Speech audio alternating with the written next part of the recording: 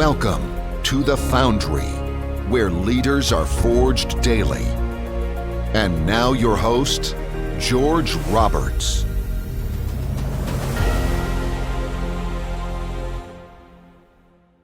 Welcome back, entrepreneurs. Today we have Schuyler Cadwalader, founder of UpWealth Capital. Welcome to the show, Schuyler. Thanks for having me, George. Glad to be here. Yeah, excited to have you today. You got a cool story about how you got into real estate. Tell us, where'd you get your start? Yeah, so it's kind of a funny start. I had an apartment in Philadelphia. I just finished grad school, getting my architecture degree, and I was dating my then wife at the time, and sometimes would, spend a weekend at her place. And I realized that I had a really nice apartment that I wasn't being used by anybody. So I kind of experimented with Airbnb-ing it. And it was a pretty eye-opening experience, actually, because I was able to generate much more than I was able to generate enough income to cover the rent and then some. And that was kind of the first time I was like, oh, wow, this wasn't particularly hard to do and is generating real income that's kind of changing my life for the better. And so that was my first taste, even though that was I didn't even buy the building. It was basically just arbitrage, right? I was renting an apartment, then renting it again. But it was sort of my first taste. And I knew from there that there was something to it, but it would still be many years before I took the plunge, so to speak, because I was pretty much committed to just building my career in architecture at the time. Right. Yeah. So that'll be something cool to discuss as well. So you were a multifamily architect and you kind of got to see the business from the other side. Yeah, that's right. So I worked for the last 4 or 5 years or so in multifamily development, working with developers mostly. And it was a really interesting experience. Multifamily is it's a tough business on the architecture side. There's just so many unique unit types and lots of details to go over. And what we were doing was all wood construction. There's 1,000 details in wood construction. It gets complicated. But it was a really great experience. And I think the big thing I took away from it was that I oftentimes felt like I was on the wrong side of the table. Like I'd be talking to a really successful developer, often real estate investor in a previous life, and just realizing that this person is building equity. This person is building generational wealth. I'm just trading time for money. And there isn't really an obvious way in the architecture industry to get equity in the properties you're working on. In fact, there really isn't any way at all, typically speaking. So getting into real estate investing at a certain point, I just realized I had to make it a priority. Yeah, really exciting. I mean, seems like a parallel to real estate brokers. I mean, you'd think that it would be really easy for them to do it. I mean, they know so much about it. But when I talk to these brokers, I think they all talk about it, but something just stops them. I mean, it's different. I have to admit, I mean, I wouldn't know the first thing about being a real estate broker. Yeah. I've often thought that too, though, sometimes, because they see these people who are buying the multifamily properties over and over again and just compounding their wealth. I would imagine sometimes on the broker side, you'd be like, man, I should just get into this somehow, because it's a great entry point from my perspective. Yeah, absolutely. So you maybe a little envy there. You saw them out there just living it up, building the equity, and decided that it's your time to get a piece of the action and live the dream. Yeah. So then I don't think you told us about your multifamily yet. So then at some point you've been an architect for years, and then you decided to move to the other side of the table. Yeah, so I spent a long time kind of in that shiny object syndrome of looking at short-term rentals, duplexes, single family. And, in hindsight, it all went really well because while it took me a little time to find our first deal, I think there's a lot of deals that I almost bought, I made offers on and lost, that I look back now and I'm like, oh, I'm so glad I didn't get that thing. And we basically, at some point, my wife and I are both from the Buffalo area. And so we settled on that as our first market, just because it was a market we understood well. It's not really one that I'm in love with at this stage of my life, but it's actually got it's a pretty easy point of entry. The cap rates are pretty decent. You can find things that cash flow, unlike some of these really hot markets that are very tough and competitive. And so we wound up finding an 8-unit off market that was brought to us by our realtor at a pretty reasonable price. It was a sort of a flip from someone else, but they did a pretty decent job. We, of course, wound up finding a few things that they sort of could have done a better job at, obviously, that fortunately our inspector missed, but nothing that like blew it up as a deal. It wound up being a great deal. So we've still got that property, 8 units, fully tenanted, cash flowing, very strong. And that was kind of right in the middle of the pandemic. So it was a really intense time. It was actually kind of funny because the company I worked for went out of business, and we had our first child all within a few weeks or maybe a month or so of closing on that first property. So it was just like a really tense time, and it really felt like this all-in bet, but it's worked out really well. You know, we're over a year out, and it's gone great. And now we're basically in the scaling process now to find these next properties and keep growing. Awesome. Well, I love these stories about closing because it's never easy, is it? No, there's always something. There's always a couple of curveballs in there, and it's stressful. And real estate's funny, right? Because it's a lot of like hurry up and wait, and then all of a sudden it's a full court press, and you know, things are moving really quickly. So that was our first taste of that, and it was great because it was actually a commercial loan, so we jumped right into commercial, and it was a great learning experience for us. Yeah, huge. So then from there, you had your turn with capital raising and becoming 𝐂𝐡𝐴 on something pretty big. So maybe you can tell us a little bit about how that transpired. Yeah, so this year was really the year of how do we scale. We put a lot of our capital to work on that 8 unit. We probably could have bought more on our own, but we sort of realized that that doesn't scale. We need to find more leverage points. And one of those leverage points is obviously raising capital from friends and family and taking down bigger deals. And so this year is kind of tough because, there's this chicken and egg situation you can get into when you're looking to co-GP and work with larger operators. You find ones that have great reputations and a strong track record and say, hey, I'd like to, jump on your asset management team and help out. And I can probably bring some capital to the table and my experience as a multifamily architect, et cetera. And they kind of thank you for your time, welcome you to invest as an LP investor, and politely decline your offer. And then on the flip side, you'll find folks who are really smart and doing everything the right way, but they're still up and coming, I would say. I've met a ton of great people who offered us the opportunity to work with them who they just hadn't gone full cycle on a deal yet. You know what I mean?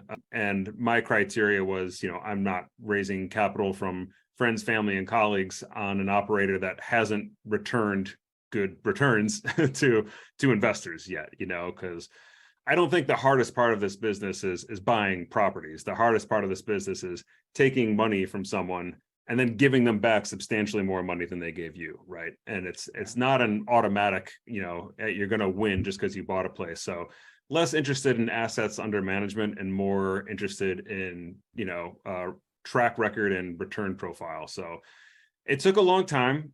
Luckily, I've been just networking for a long time, and we've got a mentor right now. And I had reached out to this group, and they had turned me down once, and then I reached out again and just mentioned that I was working with a friend of theirs who was my mentor, and it was a classic who not what situation. They basically said, oh, well, we admire that person, and let's schedule another phone call, and we'll put our head of investor relations on that call. And I basically told them I could do it, told them, and gave them my whole background, and they basically are gave us a chance, and it's actually gone really well. So it was a really great first experience. Yeah, at least a couple of lessons there, the persistence. It's easy to stop at the first no, but you powered through and you got the yes. And it's really tough because it took like 9 months, you know what I mean? And it's like, there comes a point where like you start wondering, like, does this even make sense? Am I doing something out of order? Or should I be like just going back to my full-time architecture job? You get all that doubt in your head. And it was it's the classic, like, it's darkest right before the dawn, like right when I was really getting a little bit bummed out about it, it worked out. Yeah, amazing. And a great road up too. I mean, you're going from 8 to 252. That's wonderful. You're getting to learn from some of the very best in the industry. I think 𝐂𝐡𝐴 is a great way to go. I've done a couple myself, and wouldn't mind doing another, but right now I'm about to submit 2 offers. So I've turned down a pretty good opportunity to be a co-GP because need to keep my network ready to hear that next deal. Yeah. No, absolutely. That makes a lot of sense. That's exciting. Yeah, good stuff. Well, how about your 8 unit? Any lessons learned from that? I think that's been a couple years in. What can you tell us about operating that and how that has taken you to the next level? Yeah, I think one of the lessons was there've been a couple lessons on that, and that's really why we went straight to that commercial property. And I'm actually still to this day self-managing it entirely, both property and asset managing it. So that's been an interesting experience because I'm in Seattle, so that property is 2,700 miles away. And it's had its ups and downs. I would say one thing that was a good move was by managing the property myself, there's obviously not really much of any of a property management fee.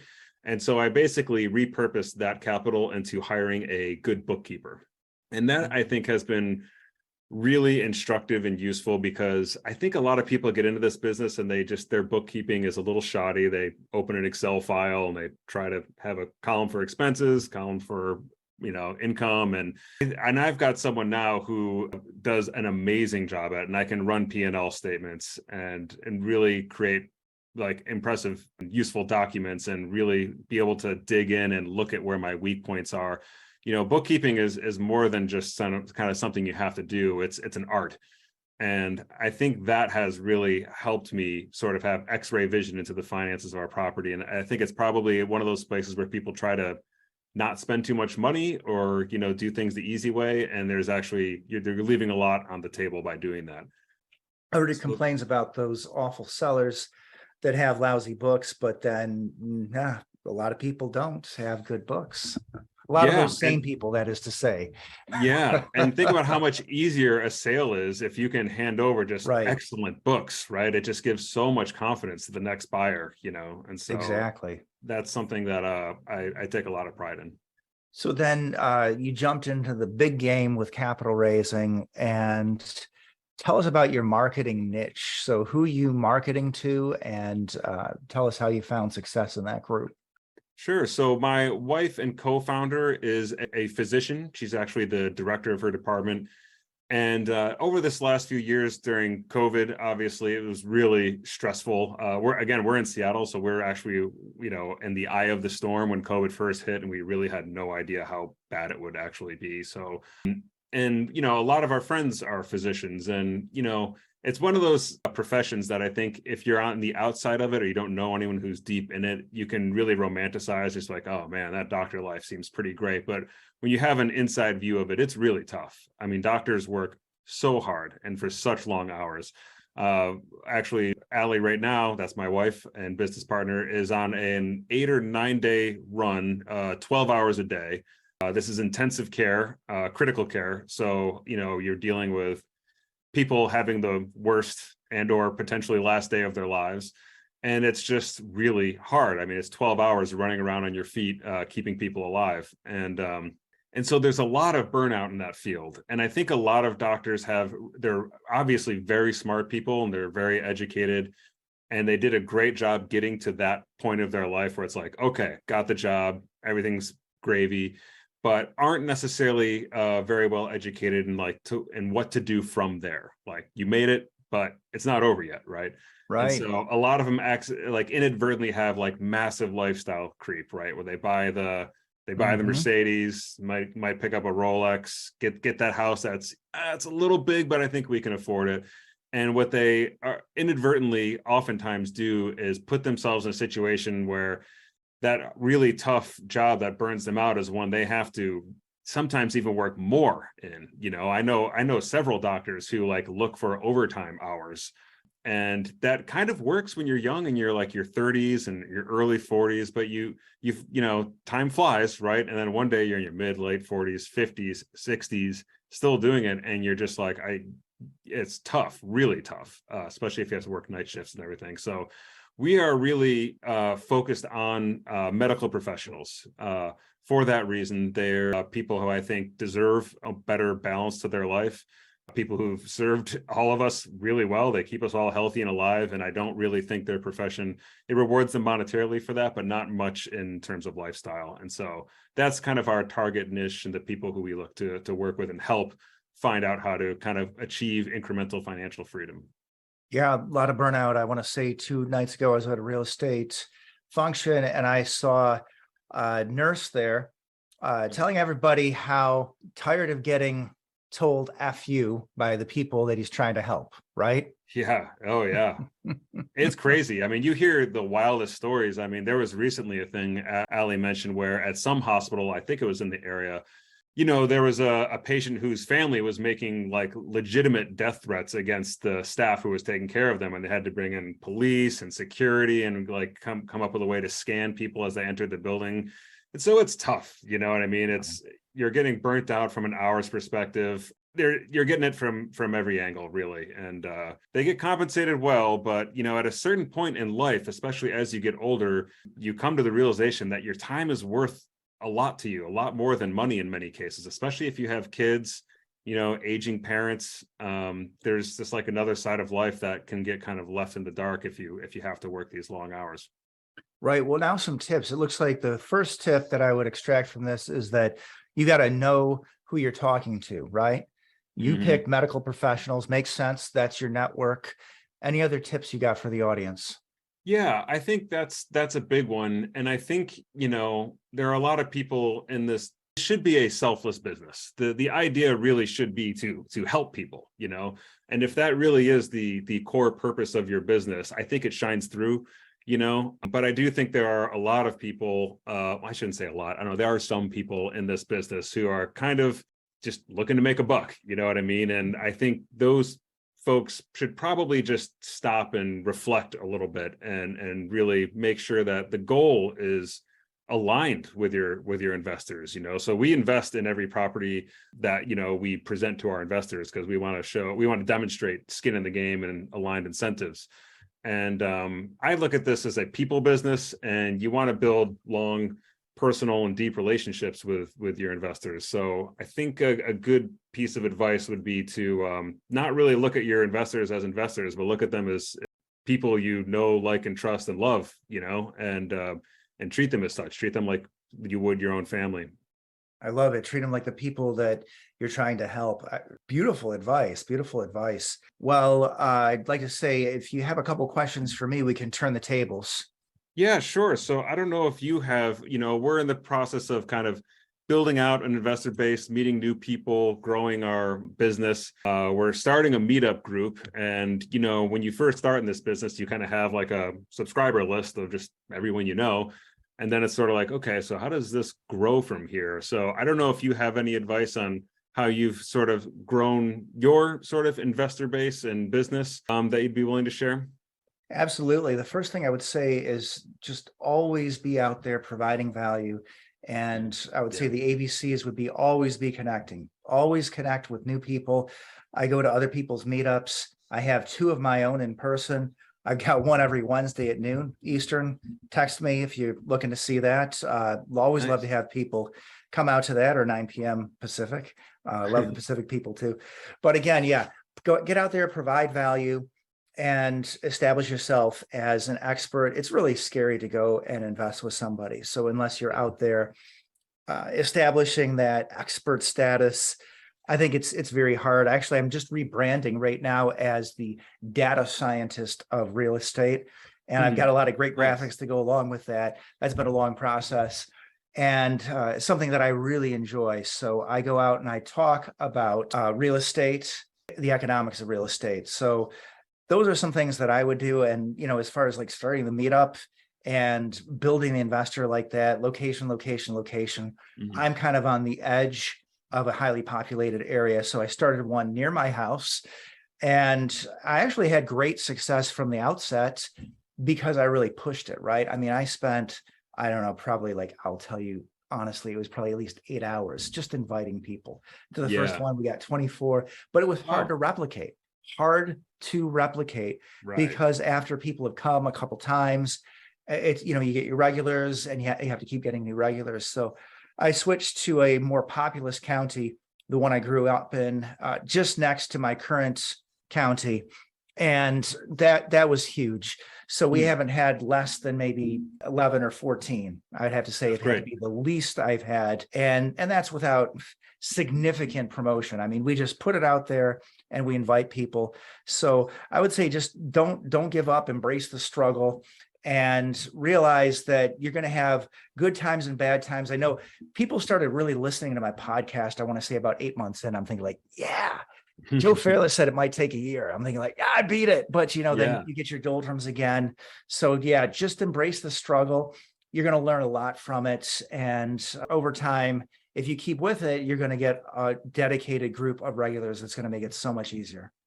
That's great advice. No, I appreciate it. Yeah, there's no magic button you can press, right, where a bunch of people show up. You just got to keep working at it. So that's great. Yeah. Or maybe there's a lot of magic buttons. You got to press them all. Yeah, right. That's all right. Hey, with that, let's head to the lightning round. What do you say? Ready? Sure. Yeah. All right. All right. So let's psych ourselves up. Okay. Tell us something about one of your real estate markets that most people wouldn't know. Let's see. Well, the property right now that we're just about to close on is in Myrtle Beach, and that's like the fastest growing small coastal city in the country. I think a lot of people think a lot of the smaller cities in Florida hit that, but it's actually Myrtle Beach is exploding. I think it's thought of as a pure vacation destination, but it's actually turning into a place where people, especially, the baby boomers and empty nesters, are headed down and saying, you know what, I'm just going to hang my hat here. And there's a million golf courses, there's a million restaurants, and beautiful beach everywhere. So that's a market that I think is underrated and maybe better than the stereotype we all have in our mind. Love it. A lot of the top real estate markets for growth are in Florida these days. What's some advice you would give your younger self? Oh man, that's such a good one. My younger self needed a lot of advice. I would probably encourage him to be more entrepreneurial sooner, because you don't realize, like, in your 20s, you can just try and fail a bunch of times and it's okay. You know what I mean? Like, it would have been fine. Everything's going to be fine. You don't die if you screw something up. And you will have more cracks at it. There's all these sayings that are really discouraging, like 90% of businesses fail and things like that. And when you start getting into the entrepreneurial world and meeting more people, you realize that all of them have tried businesses multiple times and they just keep trying till they're successful.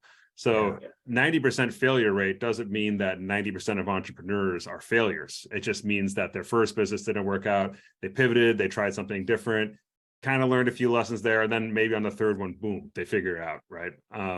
And then I think the other thing that I would advise myself was self-education is much more important than formal education.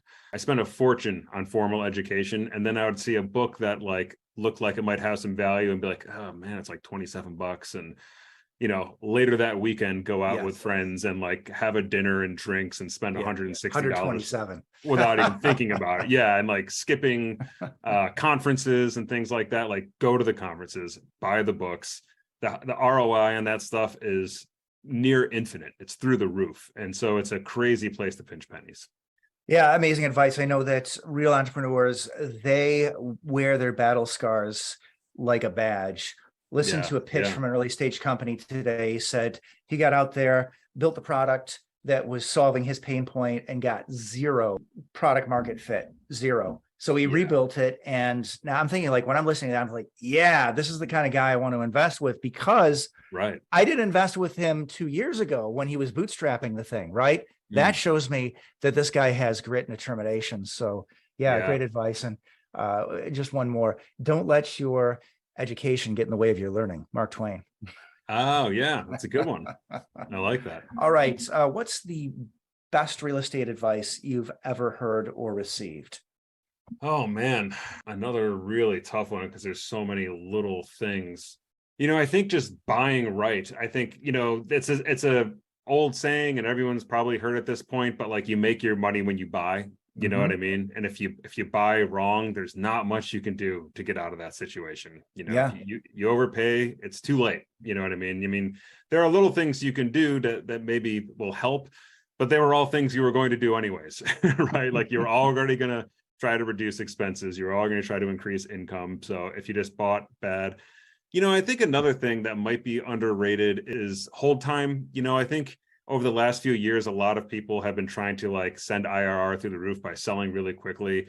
And I think there's a lot to be said in real estate for de-risking by holding longer. You know what I mean? And just embracing that real estate tends to appreciate. And I feel like it's one of the ways that people don't diversify. A lot of, I think, limited partners want fast turnaround. And a great way to diversify is in hold period. And you don't really find people who say, man, I really regret holding this piece of cash flowing real estate for so long. You know what I mean? That you don't hear that much. I haven't heard that very much either. Yeah. But I will say there's a lot of bad advice going around in real estate. What's the worst advice you've heard going around? Man, that's a tough one. I mean, it's all these little things, right? Like assuming an aggressive exit cap, you know what I mean? Or not thinking very hard about exit cap, not thinking about the greater economy and the increasing risk-free rate of return, and just assuming everything will go really well for forever. Yeah. I don't know. Give me an example. What's some bad real estate? Oh, yeah, I'll tell you what I think is the worst thing is just do a deal. You know, just don't sit on the fence. Oh. Just do a deal. And, you know, when you got tailwinds and when the market's been going up for 10 years, that sounds like good advice. Like, hey, what are you waiting for? Don't sit on the fence. But oh yeah, this is not the time to just go out and do a deal. Do your education, do your due diligence, partner up with somebody who's done it before. Yeah, that one really rankles me. That's a really good one, actually. It took me years, but and sometimes I beat myself up over how long it took. But when I look back, I'm like, no, that was years of reading books and like thinking really hard about this. And you know, if I had just, you know, taken massive action, right, without doing massive research and massive thinking, that 8 unit could have been an absolute disaster or whatever we bought. So I love it. If you're taking massive action to educate yourself, that can be your massive action for the day. Yeah, that's a really good point. Yeah, you can take massive action can just be walking off a cliff. So you got to be smart. I love it. I love it. Yeah. I love people who can do, but at the same time aren't afraid to spend a little time analyzing. Don't just shoot from the hip. Yeah, it's one of the hardest things in this business actually is discerning whether or not you're in analysis paralysis or actually doing things the right way at the right pace. It's really that's right. I like it. I like it. Perspective of time and experience. All right, let's take a nod to the randomness of the universe. I got my random question cards here. Just tell me when to stop. A lot of them. Yeah. Oh, hold on. Oh, yeah. Hold on. Go for it. Tell me when to stop cutting. I think right. Let's stop now. All right. Oh, this is amazing. What posters did you have in your room when you were young? I think I'll answer that too after you do. Oh man, you know, I think I did at one point have a Green Day poster when I was really young. Yeah, you know, I was a '90s baby, and trying to think of what other ones I had. I don't remember, but I specifically remember a Green Day album cover. Awesome, that's amazing. I had all kinds of rock posters in my room. I played in a band, so love nice. That. See, these are the connections that we wouldn't have, Schuyler, if we didn't do these random questions. We wouldn't know. Yeah, no, that's great. I like that. That was a good one. All right, name a book that's helped to forge you as a leader and as an entrepreneur. A book? Mm-hmm. Ooh, man, there's so many. No, I know it's a person that a lot of people get kind of wrangled by, but the 10X rule by Grant Cardone is one that I actually really appreciate his perspective. It's as with everybody, there are certain things I take and certain things I discard, but there is a relentlessness required to achieve massive success. And I think he embodies that really well. I know his personal style is not for everybody, and there's a lot of things to be said about him that maybe, whatever. He's not for everybody. It's just to put it that way. But I really enjoyed that book. And also The One Thing is a really great book about getting focused on what matters and not trying to do everything yourself. Yeah, I love it. He does have a very strong personality. I like it though, and I'm learning from him. So yeah, here are some 10 things. That's great. Cardone's 10 rules. So I don't think that the viewing audience can read that, but you can see the things like get your money to work, pay the price, have a strong why, have a champion's mindset, commit fully, collaborate, change your surroundings, be on a mission, and have fun. Yeah, there you go. It's good. It's actually good stuff. I know, like, there's so many things in this business that can come off as cliche, but you got to get over that and not be cynical. Like, turn off the cynicism and just go for it, Beautiful. Now, how has a failure or misstep set you up for later success? I think there's like so many micro failures, and really how much success you achieve in life is really all about iteration. I think a lot of people have this idea that you can just like draw a master plan, and if you just follow it exactly, you'll get to the top. But really it's actually about like failing fast and failing often, but learning from all of them. Yeah, my very first property, we took a recommendation from our realtor in terms of inspector, and in hindsight, that was a mistake. But it's like, those lessons where you get a little bit of pain from them, those are great. That's signal. Those are mistakes you don't make again. It's actually much harder to put to work lessons from books than lessons that hurt you, that when you really touch the stove. Your parents can tell you not to touch the stove forever, but until you never really know not to. I love it. That's keeping it real. Yeah, you do it. Oh yeah. Okay, can you set us out with a quote to help forge our listeners as leaders and entrepreneurs? Ooh, man, I should have had a quote ready. And I guess just in absence of having a whole lot of quotes memorized, I'll go to the Warren Buffett. If you don't find a way to make money while you sleep, you'll work the rest of your life. I think it's a quote that we all have heard probably a million times, but it's true. It's like an important one to really let sink in, that like if you don't put your money to work for you, it's a two-way street. You're either going to trade your time for money, and if you get that money, you should put it back to work so you can trade your money for time. And not enough people do it. Not enough people even know that it's an option. So amazing. So Schuyler, I want to make sure that our listeners have an opportunity to reach out to you. What is the best way to reach Schuyler Cadwalader? Yeah, so if you go to upwealthcapital.com, there's a contact us tab there. Feel free to jump on there and just shoot us a message. That's probably the easiest way. You can also email me directly at Schuyler, that's spelled �SCHUYLER. It's like old Dutch spelling, at upwealthcapital.com.